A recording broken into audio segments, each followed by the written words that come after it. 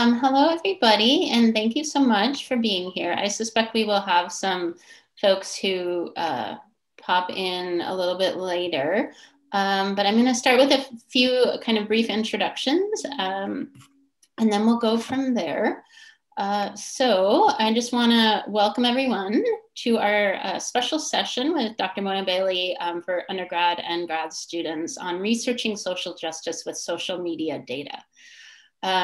I'm Jennifer Borland, and I am the director of the Digital Humanities Initiative here at OSU, and also I teach art history in the Department of Art, Graphic Design, and Art History.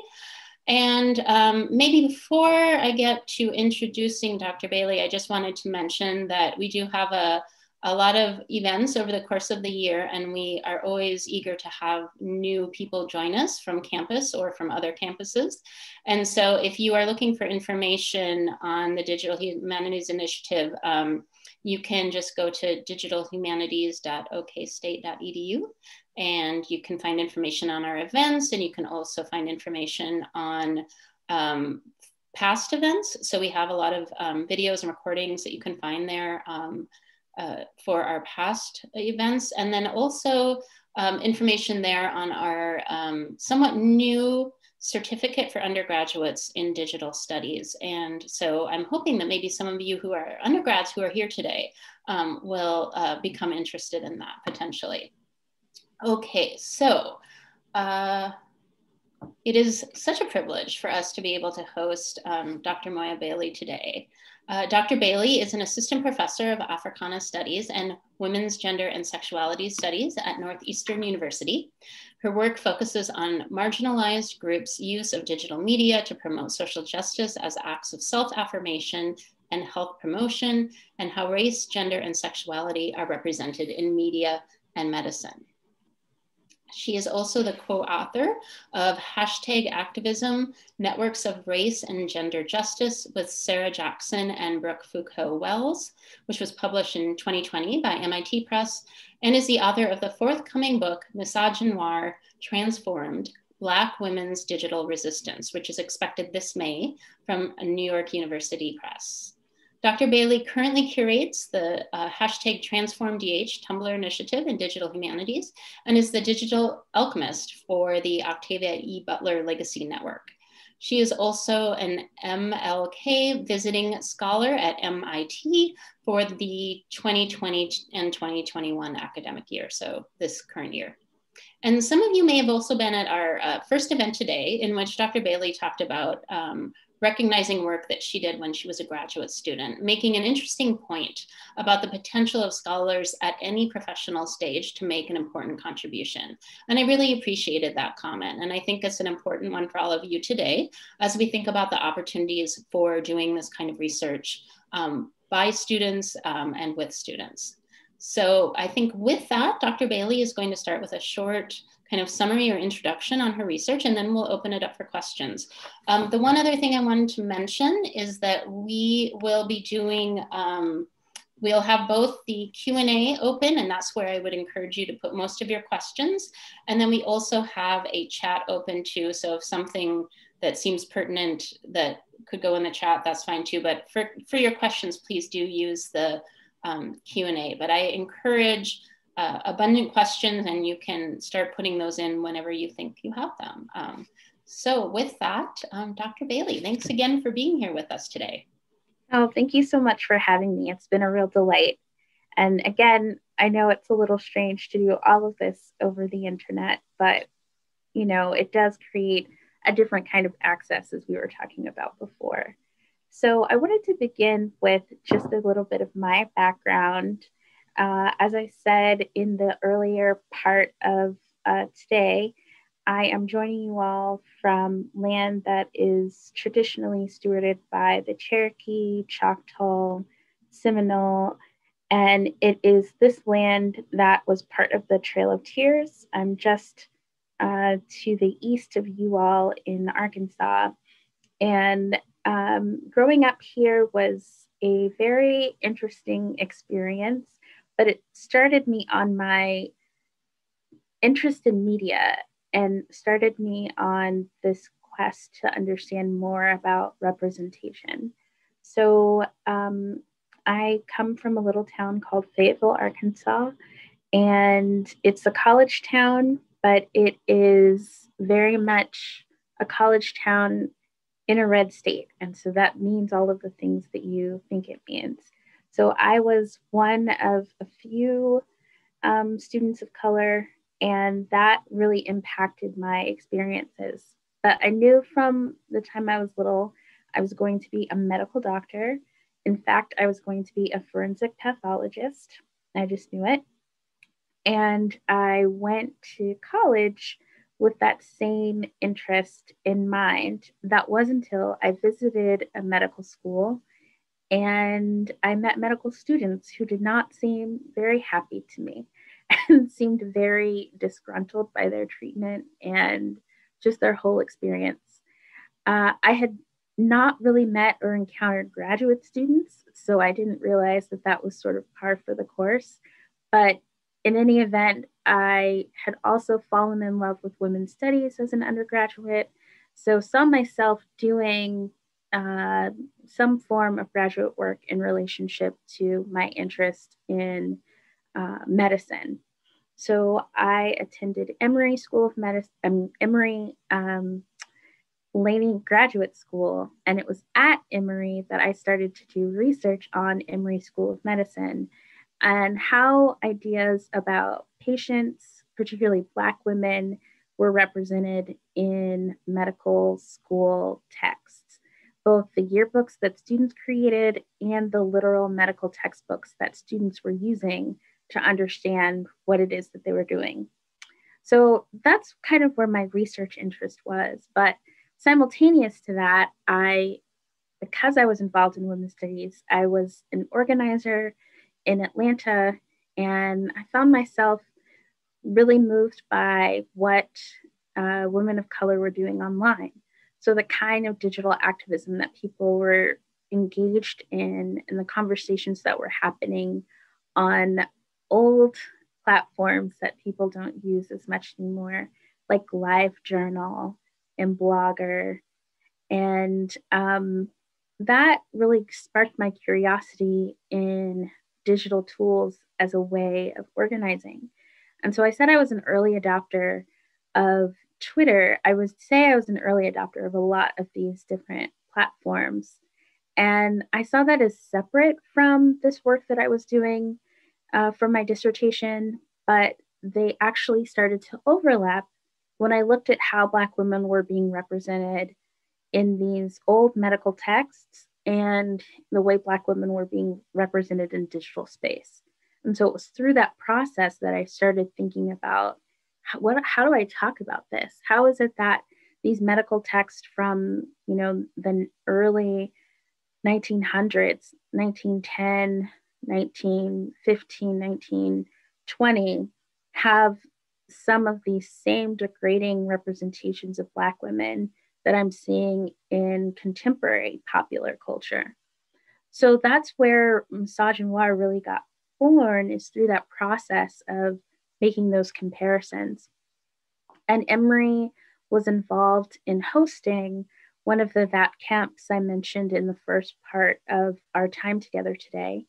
And that camp was called VAT Camp Southeast, and it was hosted by the digital, I can't remember what the acronym is anymore because it's since changed, but it was part of the Digital Scholarship Collaborative at Emory who hosted it.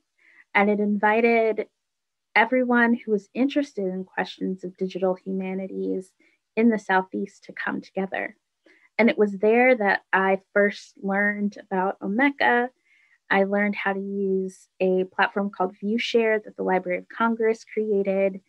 And I just really found a deep connection to what people were working on in digital space and with digital tools. And I realized that there was actually a more salient bridge between the activism that I was doing on social media and my actual research interests. And it was at that moment that I started thinking about, wait a second, Facebook, as it was designed, is based on a yearbook model. That's actually where the book from Facebook comes. It's thinking about a digital yearbook. And I was looking at these old School of Medicine yearbooks, and I started to see these similarities in terms of how the students represented themselves and how we represent ourselves on a platform like Facebook. And that all of the race, gender, sexuality, ability, all of those different points of difference were still represented in these sites and on these platforms. So I was then compelled to start braiding these different interests together. And that is how I started to connect to the digital humanities. And at the time, Emory had a program for graduate students to enroll in a fellowship working in the digital commons at Emory. And so I applied for and was accepted for that fellowship and got to really enjoy and dive deep into these digital humanities concerns and help other faculty build their digital projects. And faculty came from all different parts of campus and had us as graduate students and undergraduates helping them to design and build out their projects in ways that digital platforms help support what it was that they wanted to do. And it was such a rewarding experience to see how digital tools could enable all different types of methods and different disciplines in new ways. And I became really invested in that. And it sparked just really an iterative process where from there I connected with other graduate students at other places who were interested in questions of transforming digital humanities so that it was even more inclusive than it was already attempting to be. So with that, Transform DH was something I became connected to. And we had a Tumblr and also used the hashtag and had a conference and really had different conversations where we were inviting those who were interested to think more deeply about what the digital humanities could be and what it could offer. And that led to a postdoc at Northeastern in Boston. And that postdoc was, when I saw it, I was like, oh, this is tailor-made for me, because it was women's studies and digital humanities, wanting someone at that particular intersection to come join the community at Northeastern. And I just really relished that opportunity, and it gave me access to the kinds of scholars who were working at that intersection, and then led, of course, to my collaboration with Sarah J. Jackson and Brooke Foucault-Wells, #activism. And those were some of the things that really launched me on this road of digital humanities.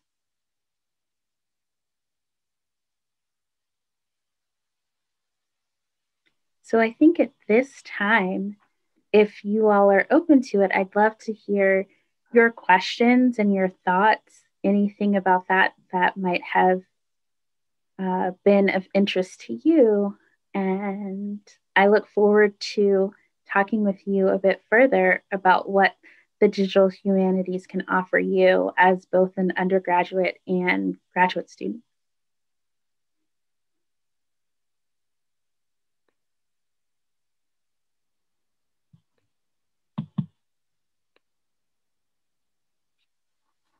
Oh, great question, Hannah. So the tools and platforms I use for collecting Twitter data. So that is part of the work that was primarily done by my co-author, Brooke Foucault-Wells. And Brooke is a network scientist. And so she uses a tool called Gephi. It's GEPHI. And Gephi allows you to input all of these tweets, and it will cull through them and figure out which handles are most connected to each other, which handles do the bulk of the, or are the largest part of the corpus of tweets that you've inputted, etc. And that was how we were able to determine who were the major actors in each of the hashtags that we examined.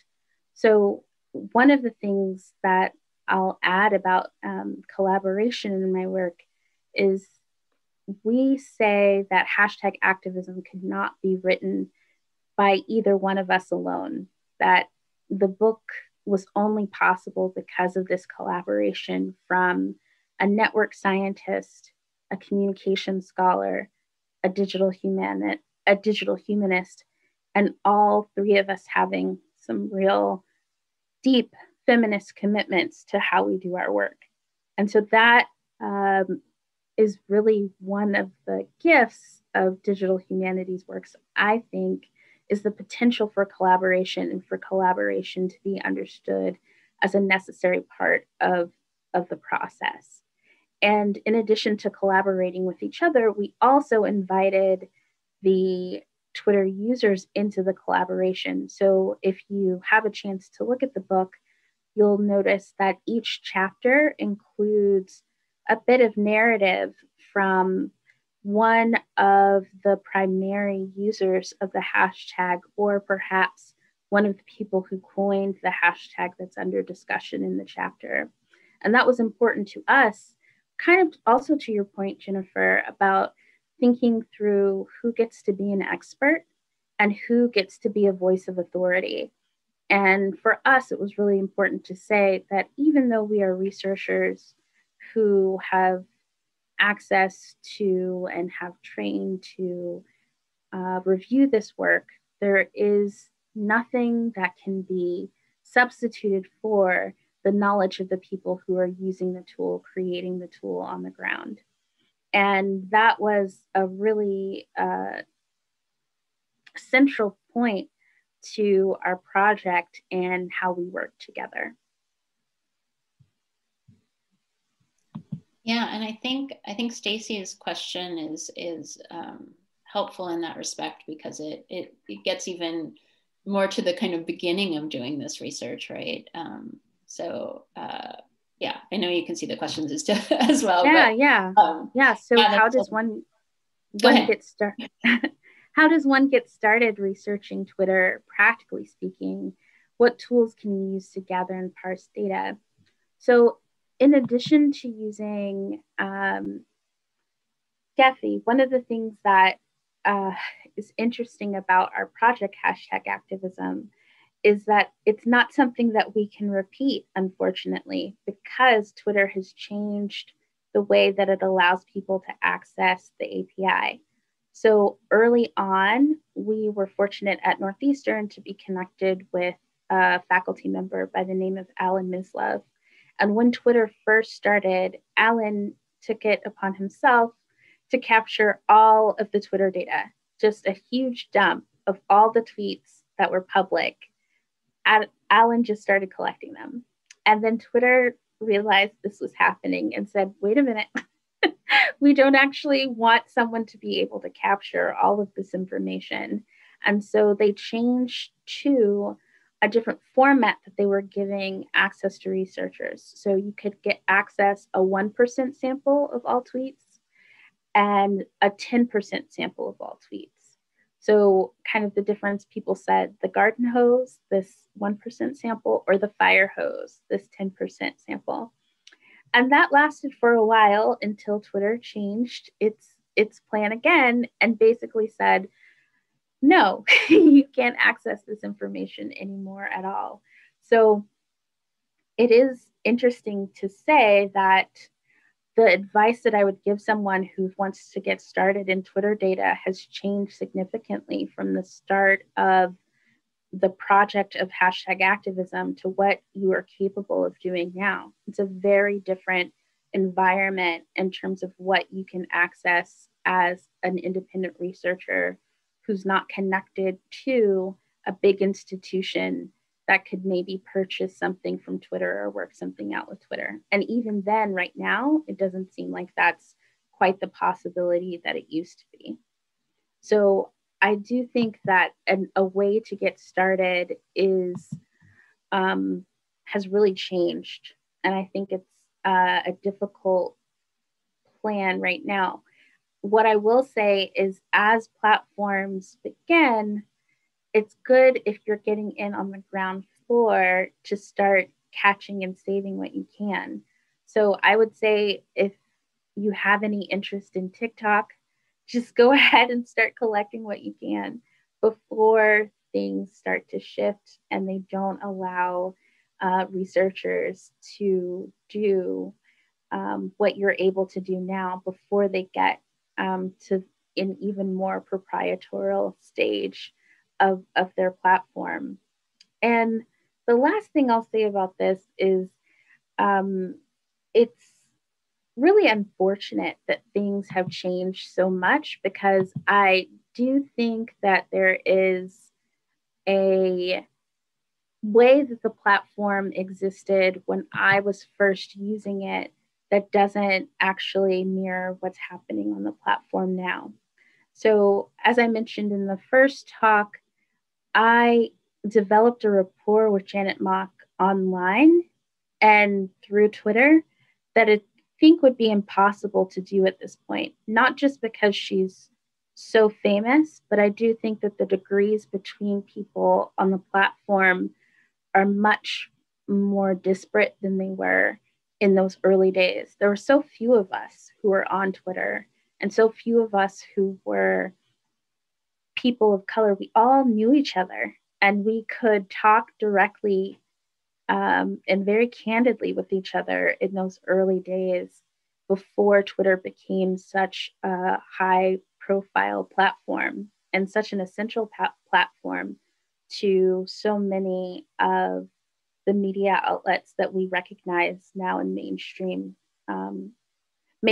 culture. So in some ways, I really wonder what is possible these days. But being on a platform from the beginning and building relationships early on is essential. And I can't say that I had any intent when I was doing that work. I didn't know that I would later find these folks as collaborators in my research, but that is what happened.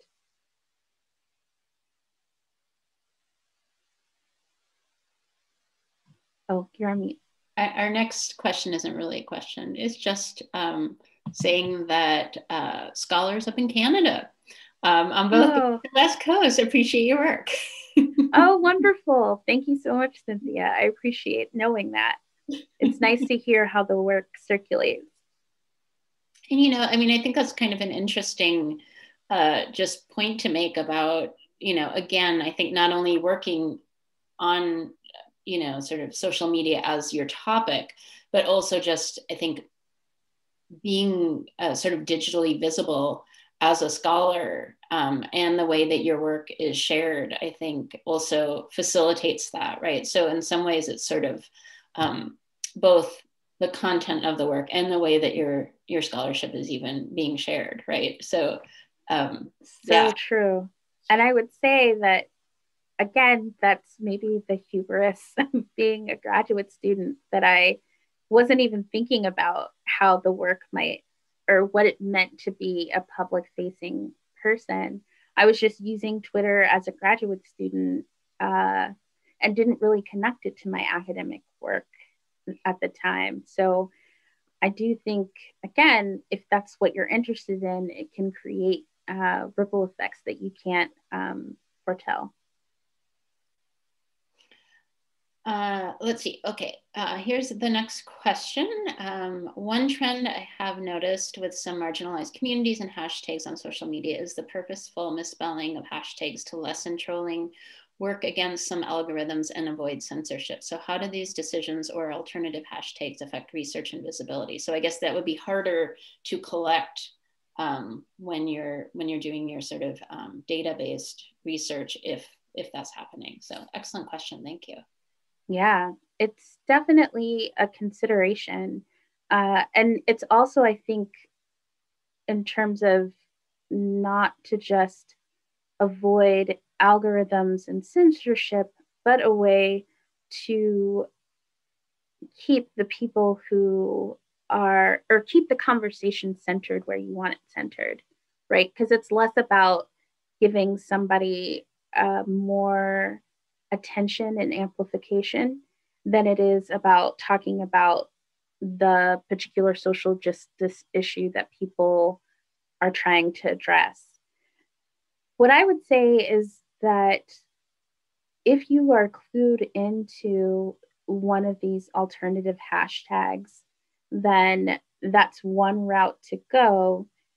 But it's then becomes clear who are the people who are in conversation with that person that can lead you to a conversation that isn't hashtag driven, but it's about the networks and the people who are in conversation.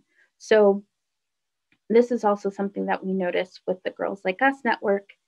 There were times where we ended up with Twitter data that was connected to the Girls Like Us hashtag, but through the use of the hashtag in place.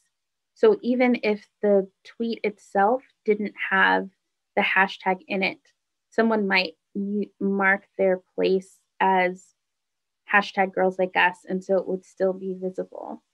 And the content would still be connected to a lot of the questions being raised within the hashtag.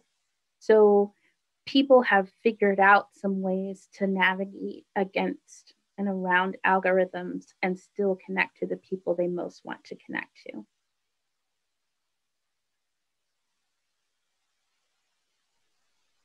I feel like you definitely have some thoughts about this next question, which is, as someone who's pursuing an MFA in fiction writing, what intersections do you think exist between the digital humanities and fiction studies?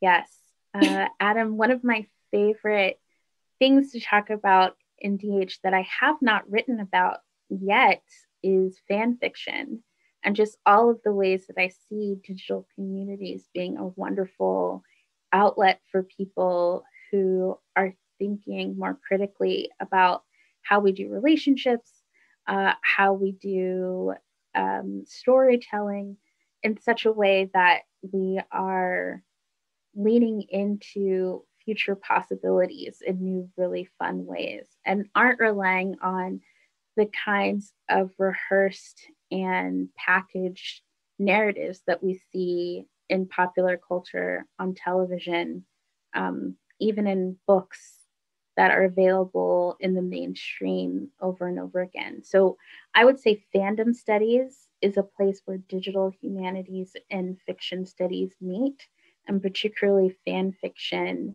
that people are creating that pushes our fiction in new ways. So, whether J.K. Rowling, and we all have our feelings about J.K. Rowling at this point, but whether or not she told us that Dumbledore was gay or not, there is the way that people who use and are part of fan fiction communities had already addressed that themselves in terms of the stories that they write from Harry Potter. They take what is there and then write themselves in and write in the characters that don't get centered in these more mainstream narratives. So I do think that there's a really untapped well there between digital humanities and fiction studies.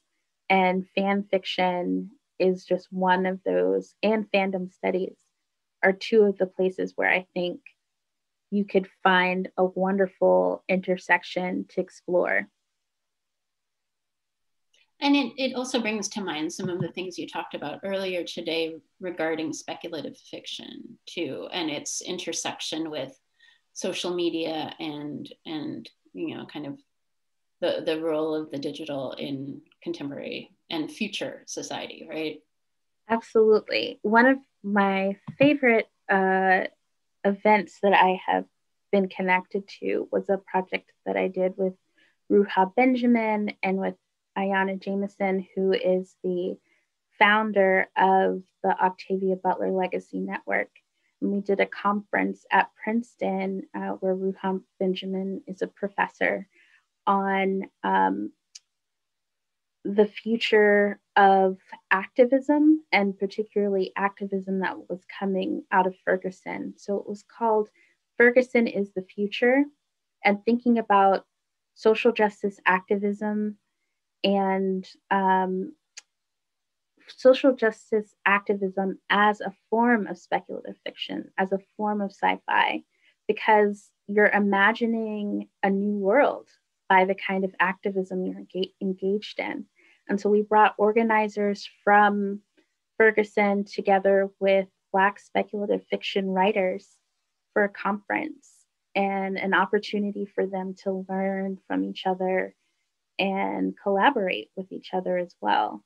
And it was such a generative space where activists got to think about their work in a new way as connected to a lineage of speculative fiction and dream making that before, people really want to separate arts and activism.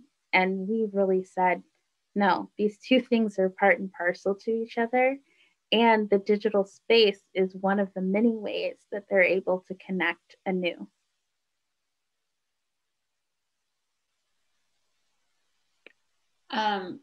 Thank you. Feel free to keep asking those questions, everyone. I was actually thinking about a question that I don't think we quite got to earlier in our first session, which was having to do with kind of some of the ethical dilemmas of doing this kind of research. I think we kind of touched on a couple of those points, but especially in thinking about, students who may be thinking about how they could fold in kind of studies of social media in their research, what some of those might be and how to resolve those kinds of dilemmas or even just kind of things to be aware of. Yes. So I'm also part of an initiative connected to FemTechNet, which is a project called the Center for Solutions to Online Violence. And one of my collaborators in that project, T.L. Cowan, who also represents our neighbors to the north in Canada, T.L. and I wrote a short piece and guide that is available on the website about what you might consider if you want your students to do research that involves social media. And it's really a step-by-step guide on how you introduce a project, what things to consider, and even an agreement that you can have your students sign that suggests a code of ethics about doing work in relationship to people on social media platforms. And one of the biggest things that I tell people in relationship to that ethical work is you want to give people the option to say no. There's a way that you might find your work important and you want to see it move forward. But if the people who you are trying to connect with don't agree, then that's something you should listen to. And for me, that is always its own lesson. You can learn something there, and there's a story to tell there as well, that somebody did not want this particular work to continue and that they might have their own reasons why, known to you or not. But it also reminds me of conversations in history and people who do work in archives about these archival silences, that there's something to be told too by what you don't see in the archive, what seems to be invisible. And that negative space is also a site of inquiry, a site where we can draw conclusions and still figure out what might be important to take away from someone's refusal or informed refusal to participate in a research project.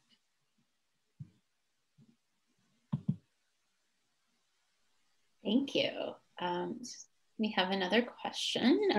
You mentioned that hashtag work is innately collaborative, and that being in at Northeastern together shaped the work that you did with your colleagues. So do you have suggestions for how to foster that kind of cross-disciplinary collaboration in less focused spaces? And Stacey, are you thinking in terms of digital spaces, or are you thinking in terms of physical ones? Maybe you can't easily answer that. You could put another Q&A in, or you could pop it up in the in the chat, like OSU as opposed to the feminist postdoc. Okay, so on a sort of a general campus where you've got lots of different people. So yeah. And it wasn't until, I'll say that even though I was invited as a postdoc, it wasn't until I was hired as a junior faculty person that I started to think about the possibility of this book project with Sarah J. Jackson and Brooke Foucault-Wells. So it was in the context of being in an interdisciplinary feminist writing group that it became apparent that there was overlap in our research interests. So I do think that opportunities where people from different parts of campus can work together, even if it is the literal act of working and writing, which is what we did. It was a write on site. So, 2 hours writing, and then these 15 minutes at the end where we talked about our progress and what we hope to accomplish by the next time that we met. And it was in one of those sessions that we saw these connections between our work. I do think that this requires creating spaces where that sort of overlap can happen. And institutions themselves are not particularly good at setting those up. This faculty writing group was something that we initiated ourselves, or particularly Sarah Jackson initiated as a faculty member at Northeastern. So I would suggest that the degree to which the institution gets involved is not as important as the energy and will of the people participating to have it happen. And if you can get people from different parts of campus, I think these collaborations can sort of emerge very naturally. One other thing that they've done at Northeastern, which I find really fascinating, is this process called speed dataing.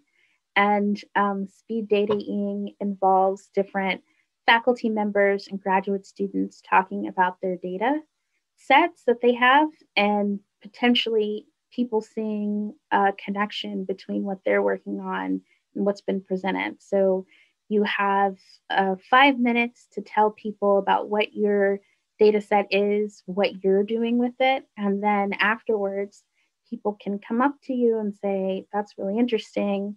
I'm doing this. Your data would actually be helpful for me to do that, or etc. So I do think there are opportunities, but I think we have to create them.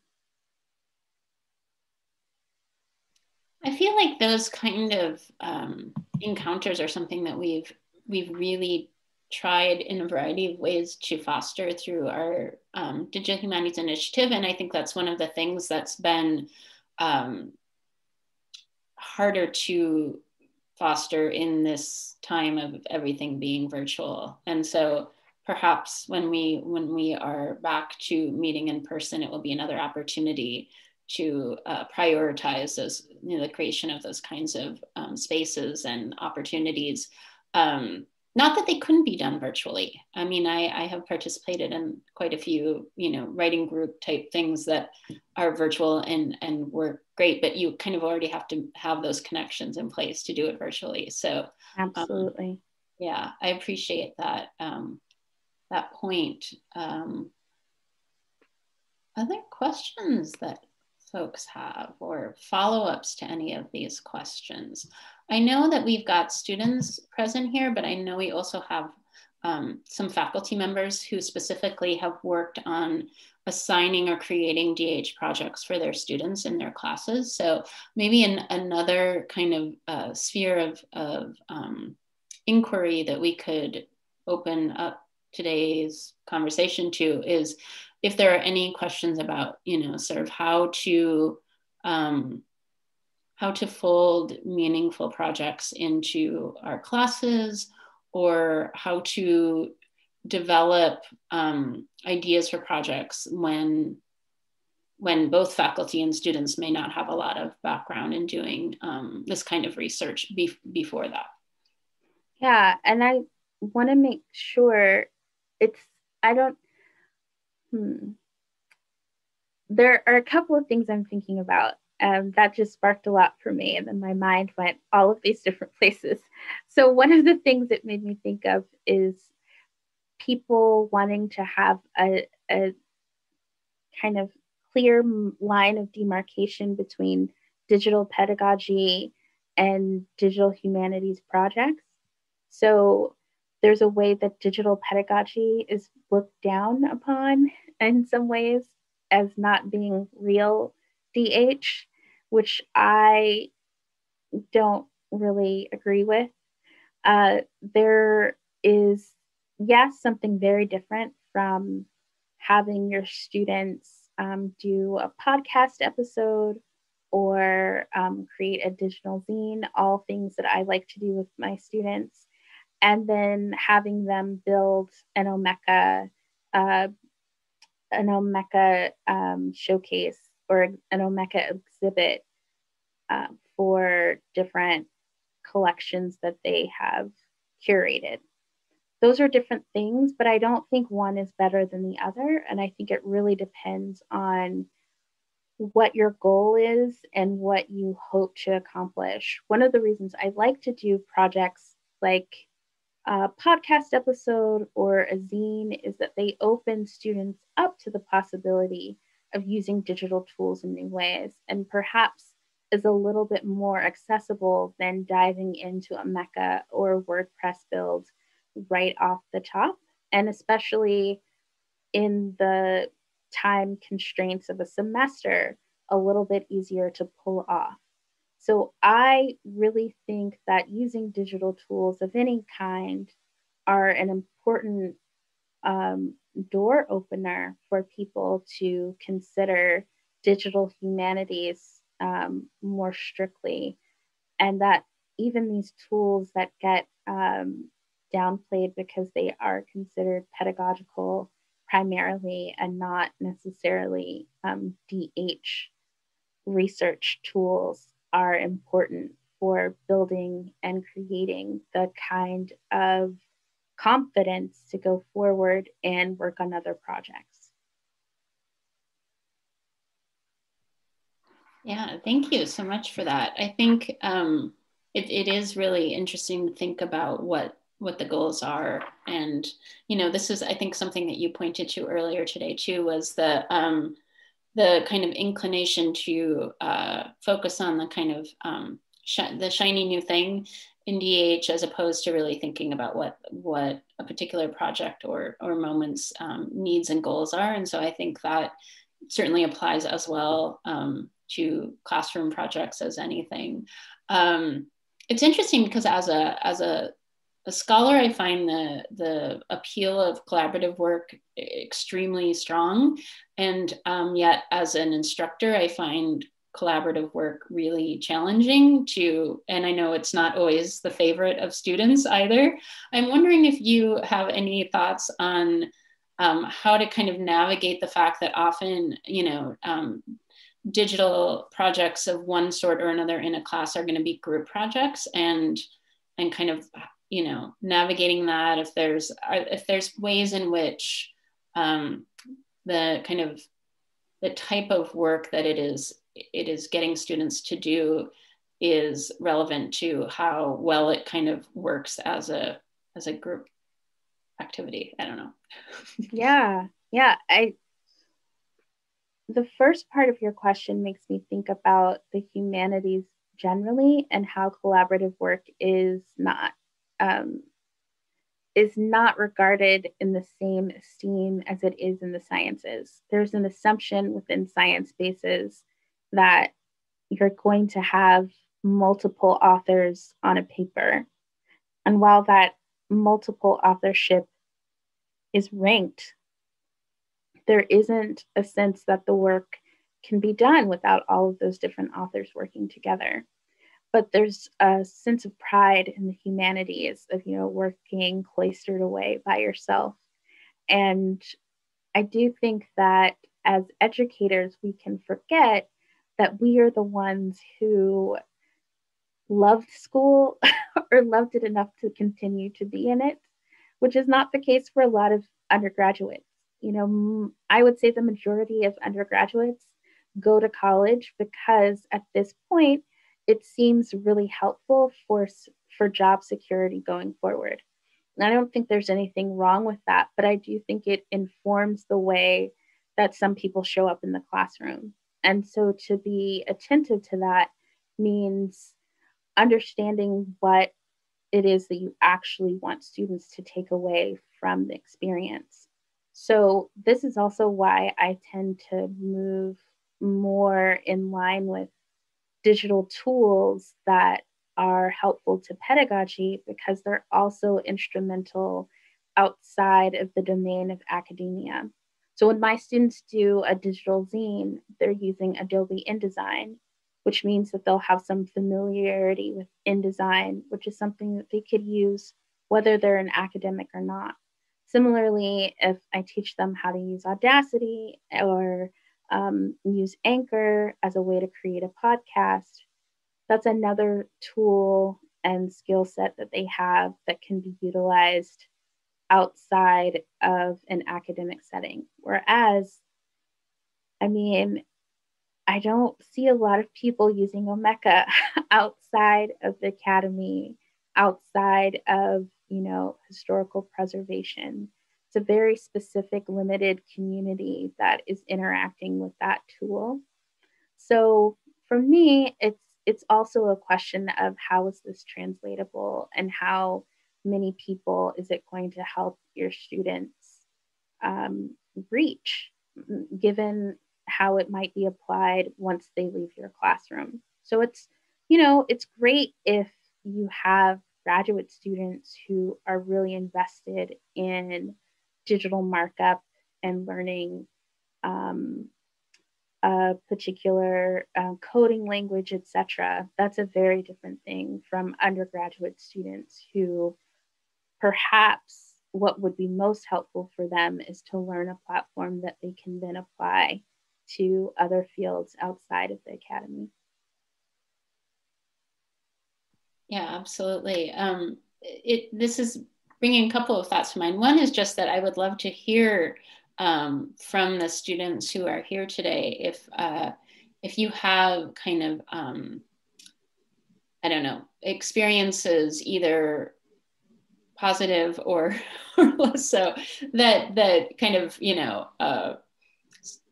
contribute to this question of the role of digital resources and projects in either your graduate research or in your undergraduate coursework, or even if you're maybe a grad student who's teaching undergrads, and that's also maybe something that you're interested in. It also brings to mind, since I'm in art history, and we have a lot of our undergraduates and our master's students who go on to museums and galleries and other nonprofits, a lot of what I see them doing after graduation is involved in different forms of, kind of promoting the activities of those institutions. And even though it's, ostensibly art-based nonprofit work, they're spending a lot of their time doing podcasts and, prepping different cool things for Instagram and, really thinking about how to get more eyes on the work that their institutions are doing. And so as you were saying that, it always was reminding me of what I've seen some of our graduates, doing. And I'm sure that would be just as prominent in other disciplines and other fields as it is in the, art history and the visual studies. questions that folks have for Dr. Bailey?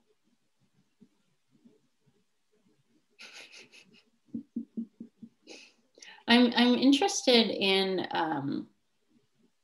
sort of thinking about these convergences of different audiences that I think we have here today in terms of, the insights of undergraduates, the insights of graduate students, and the perspective of faculty. We also have some folks who are library people in our audience too. And so I know you all have an even more specific kind of viewpoint on using some of these tools and how to get these, opportunities that we have technologically on a campus, and connecting those to students in different ways.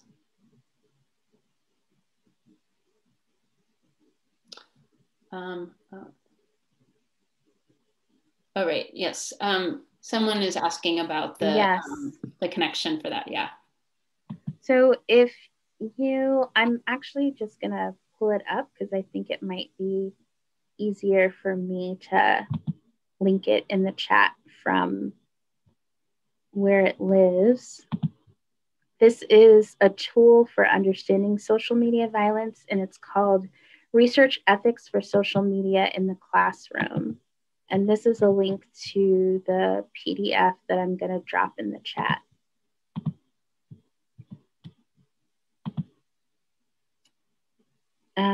But it seems, okay, here we go. Awesome, thank you. Yeah, I think maybe Stacy connected it up earlier, but it wasn't maybe as specific as the PDF. So it was just to the Center for Solutions to Online Violence, and this is the actual document that TL and I created together. Fantastic, thank you. There are also some good videos there if you're interested in just hearing some different people talk about what digital ethics, feminist ethics are in relationship to social media, and how that might be a good place to start if you have a project that you want to do with your class or your students.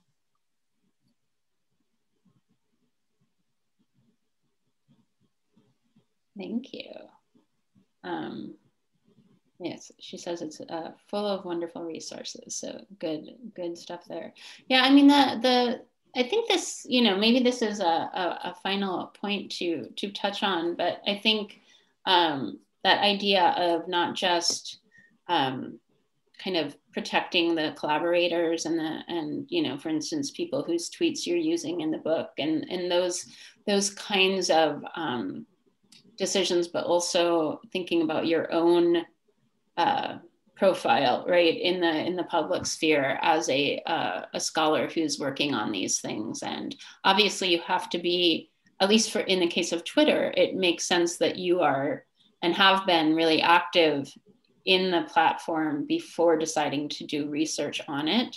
And I guess I was sort of curious if you've changed your thinking about your own kind of role on the platform as a result of doing this research, or how it made absolutely yeah completely. I would say that I wouldn't say I was naive, but I definitely saw Twitter as a place for fun and connection when I was first using it. So to reiterate, when I was connected to Janet Mock and other people on Twitter, it was mostly to talk about TV shows that we liked or didn't like, and whatever was happening in the world. It was not an academic space. And there was a moment when digital humanities scholars really used Twitter as a professionalization tool. And I realized that I would have to interact with Twitter in a different way because it became part of my professional persona.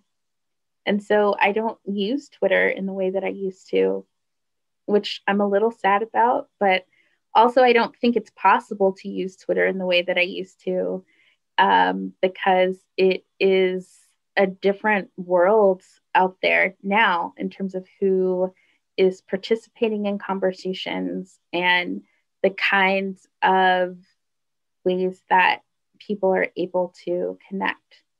And yes, Hannah, you're so right to have multiple Twitter accounts. That makes a lot of sense.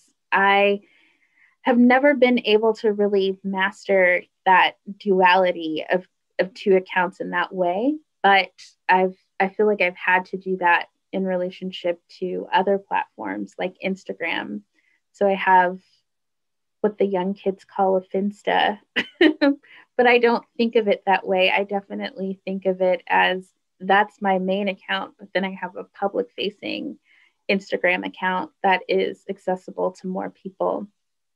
And I think we have to make those decisions. You know, how are we going to use the platform to our advantage in terms of our professional lives and doing this digital humanities work? Then also, how do we get to participate and enjoy it as just another user of the platform? And both of those are really important because they give you insight into both that you wouldn't have if you were only using it one way. It's really interesting to think about, you know, not just having kind of two functions for yourself, but also having two ways in which you're engaging with it, and that really kind of seeing it work from two different perspectives as well, which can be really informative if you're doing research with the platform itself. I guess I have one last kind of follow-up question, which is, what do you, I mean, since Twitter is the one that you've worked with the most and that your research is based on, like, do you have kind of predictions for the future of Twitter? Like, do you see, especially with the ways in which they've made it less accessible as a research tool for scholars over time? And I know that, you know, we've talked a little bit about other possible future platforms and how those might develop, but do you have kind of any sense of I don't know, Twitter's demise or yes, I mean, I think it's coming, just as was true of Facebook. I think these platforms, unfortunately, as the people who created them age, so too do the users, so too do the platforms. And it is the case that the older the platforms get, the more retrenched the ideologies that govern how the platforms are used do as well. There is conversation about Twitter becoming a subscription situation, and conversation about, you know, the internet more generally becoming these questions of net neutrality and what it means to access platforms depending on what you pay for and the speed that you'll have access to depending on what you pay for. And unfortunately, I think that's going to shrink who is able to use the platforms and also shrink the possibility of those tools to do some of the creative, innovative organizing that people were able to squeak through before. It'll just be that much harder to do. So one thing that I am sure of, though, is that we will find a way, because we always do. So the movement won't be suppressed. We'll find another outlet and a way to keep moving, but it just might not be with Twitter. Yeah. Excellent. Well, I think that we're probably kind of at the end of our time. Are there any last lingering questions or things that anybody wants to share? We can certainly rest here a moment or two, but I want to thank you so much for your contributions and for your insights. And we've really, I do have one more question here. Just a thank you.